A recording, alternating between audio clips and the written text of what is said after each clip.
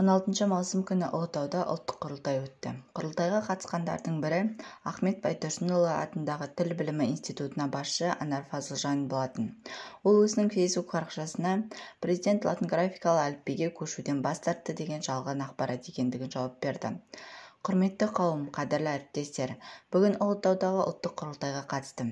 Президент латын графикалы әліпбиге көшуден бас тартамыз деген жоқ. Бұл жалған сөз. Керісінше осы істі сапалы орындауға ерекше назар аударып отыр. Президент Ахмет Байтұрсынұлы атындағы Тіл білімі институты ұсынған латын әліпбиін қабылдады, мақұлдады.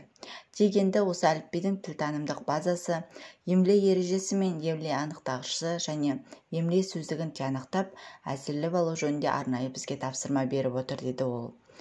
Сонымен қатар Анар Фазылжан президенттің айтқан сөзінде қоса кетті. Бұған дейін біз 2 рет латын графикасына көшуге тырыстық, алайда соңы сәтті болған жоқ. Сондықтан бұл мәселеге жан-жақты терең талдау жасап барып түбегейлі шешім қабылдаған абзал.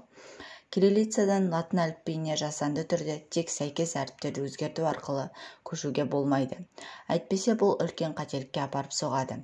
Ең бастысы, азаматтар, әсіресе жастарымыз қазақ тіліндегі барлық сөздердің латын графикасындағы жазылу тәртібін анық білуі керек. Яғни тілімізге арналған орфографиялық қағидаларды қайта қараған жөн.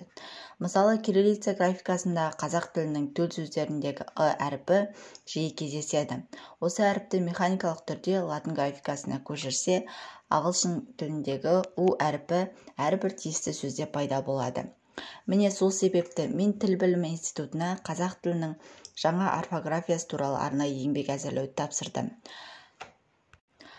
Содан кейін ғана латын әліпбиіне ауысу жөнінде айтуға болады.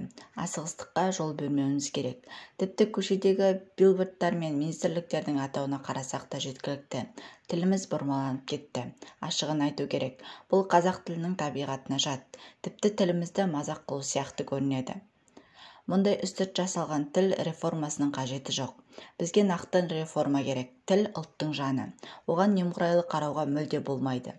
Сондықтан біз тіліміздің мәртебесін арттыратын графиканы қайта қабылдауымыз керек, деді президент.